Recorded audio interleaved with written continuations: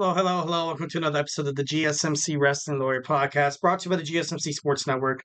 I'm your host, Eric Rodriguez, every Monday through Friday, 8 p.m. Pacific Time, 11 p.m. Eastern Time.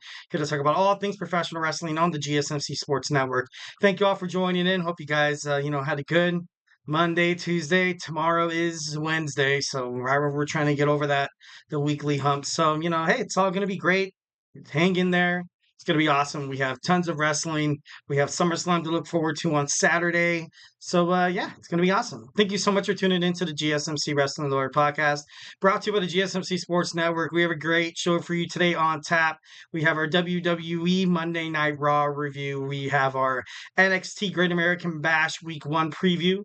We're also going to talk about the top 10 men in professional wrestling. Then we're going to talk about the top 10 women in professional wrestling. And to cap it all off, every Tuesday I do it.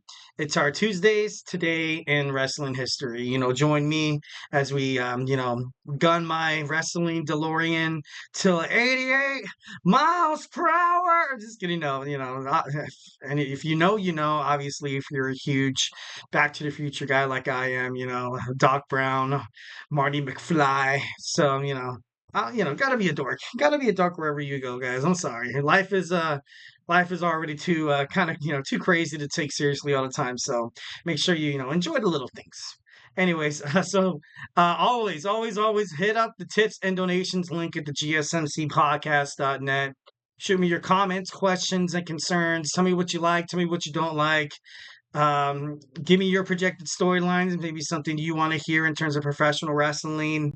Maybe just give me a shout out of where you're listening from would be cool as well. I've always wanted to travel, but I'm way too poor. So if I hear somebody be like, "Hey, shout out from Nashville," I'll be like, "Dude, technically, I'm in Nashville, Tennessee, with you guys." So definitely love that. Would be kind of cool, like during the show, maybe to have maybe count down all the cities of everybody listening. That'd be pretty badass. That'd be kind of a lot to keep track of during the podcast, but it'd be fun as hell. It'd be fun as hell. So leave a like, guys, subscribe, follow the GSMC Wrestling Laureate podcast, follow the GSMC Sports Network, subscribe to the show. Superman punch that like and subscribe button. It really does help the show here at the GSMC Sports Network. We do love a lot of peace, love, and positivity. 1,010%.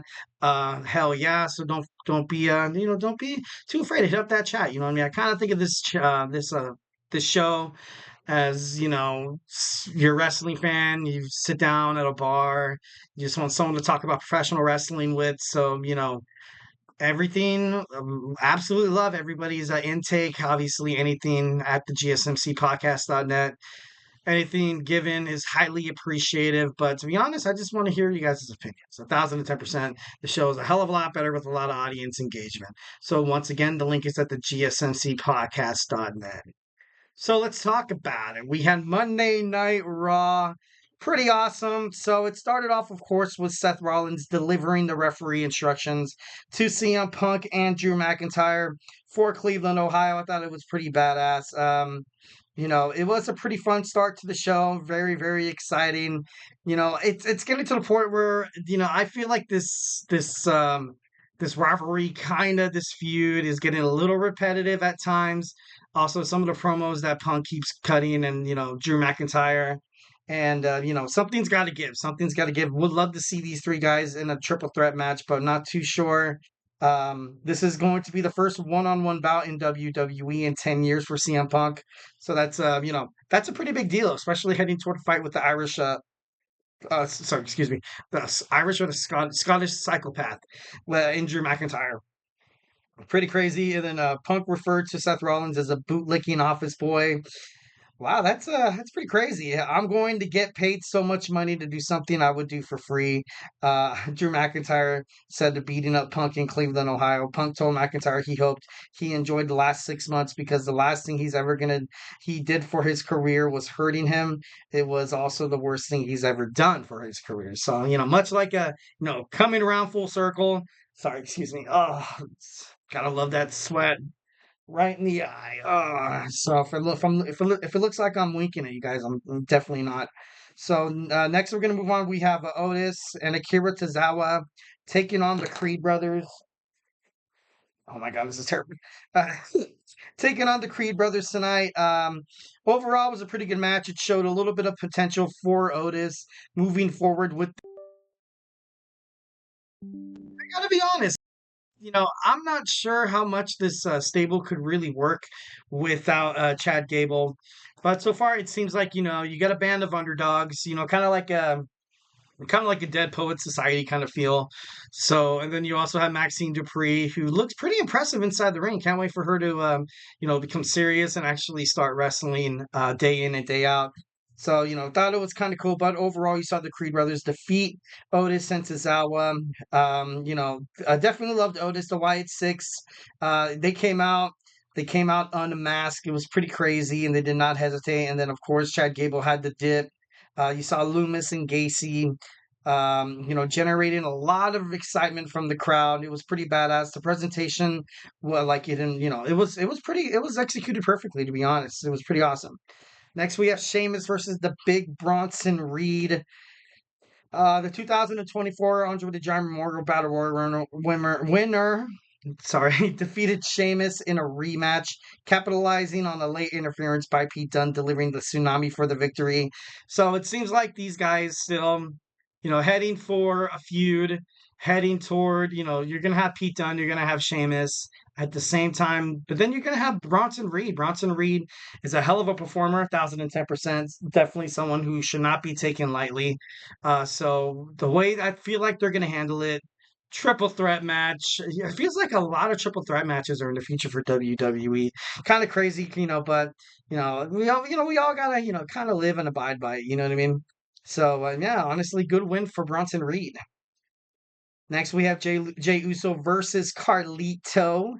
Jay Uso still finding himself to fighting guys that really don't really seem up to his league, don't really seem like it's adding up to anything bigger in terms of a title shot for the Intercontinental or for the WWE World Heavyweights. So WWE is remaining patient with Jey Uso. You had his dad Rikishi voice his frustration, saying, "Why is it taking WWE to pull the trigger so long for his son?" Now he's kind of like in this weird, stupid love triangle mix up between Rhea Ripley and Dominic Mysterio.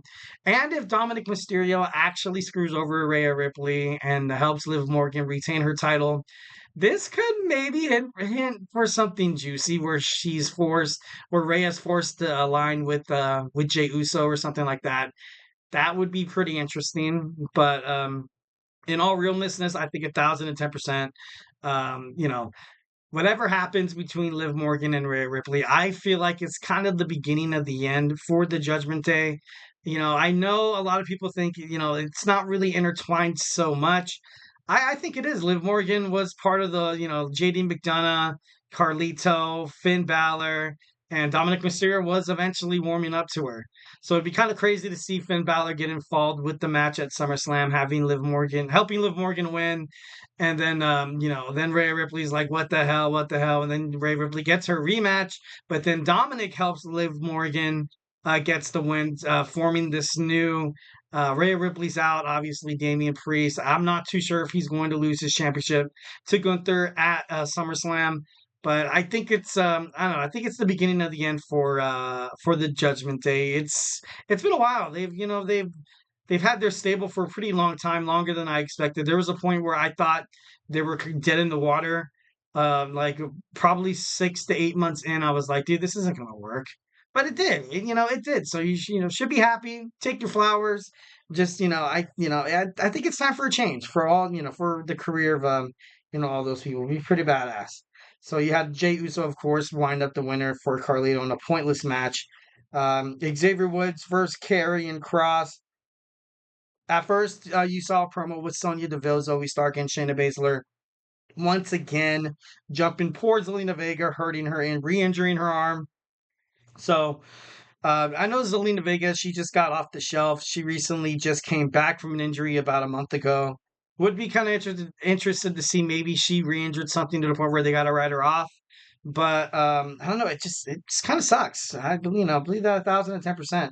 So the match was going swell. Cross was taunting Woods from the very beginning. But at the end of it, Carrion's power was way too much for Xavier Woods to overcome. kind of crazy. I think Karrion Kross is a great superstar. I think since coming to the main roster, not really living up to his potential. He's feuded with a lot of big names, but nothing really came in fruition in terms of, positive statements in terms of his career or maybe a title shot in the future. So I definitely think there's something there. When the AOP made their debut back onto the Monday Night Raw roster, it was a big deal. It was amazing. I got, I was like, what? This is awesome. This is crazy. This is going to be so good because once when the Authors of Pain, before they got injured, they were on NXT. They had success. Much like the talents like Keith Lee, Aleister Black, and Ember Moon, when they made it up to the main roster, like WWE didn't really know much to do with their characters and stuff like that. So they ultimately, kind of shot them in the leg. You know what I mean? Built them up just to bring them down. Kind of crazy. But I don't know. I feel like with this Final Testament thing done right, it could be pretty good. It could be pretty good, but kind of sucks. Woods definitely he lost this. Obviously, Karrion Kross wanted to rub it in his face that he's nothing, absolutely nothing without Kofi Kingston and Big E with the New Day. Kind of sucks for Xavier Woods because I kind of thought he was going to be, more or less, pushed single stars. I did not want him to turn his back on Kofi, but luckily I didn't think that's the storyline they were going to go to. But all kind of crazy. So next we have Sami Zayn taking on Rey Mysterio. Jey Uso obviously helped out, controlled the match, helped out his best buddy Sami Zayn, and JD McDonough, Carlito. Damn, all of Judgment Day came out there. It's crazy. Sami Zayn defeated Dominic Mysterio via disqualification. Kind of crazy. Pat McAfee referred to Mysterio as the Michael Phelps of insufferability. That's kind of funny. Kind of crazy. Next we're gonna go on the six woman tag team match. We had Lyra Valkyria teaming up with Katana Chance and Kaden Carter taking on Sonya Deville, Zoe Stark, and Shayna Baszler. And of course, the heels isolated Valkyria in the match, but although Stark, Baszler, and Deville did get the victory, you saw Damage Control come back. You saw Damage Control comebacks showing, obviously there were heels beforehand. You kind of have these new women heels that I feel like Sonya Deville, Shayna Baszler, and Zoe Stark do so damn well. And I am kind of ready for a character change. I'm ready for a character change in terms of Dakota Kai. I think for sure she could definitely represent a championship belt. Once when WWE introduces a women's mid card belt like Intercontinental or the United States. So, I think big things are to come for Damage Control. I love this, absolutely love this promo. Thought this was, pretty badass. I had faith in that. Next, we had Gunther taking on Finn Balor. Not really a surprise. You saw Gunther defeat Finn Balor overall. Building up momentum towards SummerSlam, which is something that he kind of needs. Something that to kind of help whatever helps him build momentum at the end. If Damien Priest wins, will ultimately show people why he's an actual threat. Show people why he's an actual champion and why he should be taken seriously as a champion. Because not a lot of wrestling fans are at this time. And I got to be honest, I'm still, I'm not a believer. I'm not a firm believer on Damian Priest being the WWE World's Heavyweight Champion. All right, moving on, we have our WWE NXT Great American Bash Week 1 preview. We're going to talk about it. We're going to analyze it, maybe give a little bit of predictions. So, hey, do not touch that dial. Grab your favorite snack, grab your favorite drink, and join your favorite wrestling fan in about 25 seconds.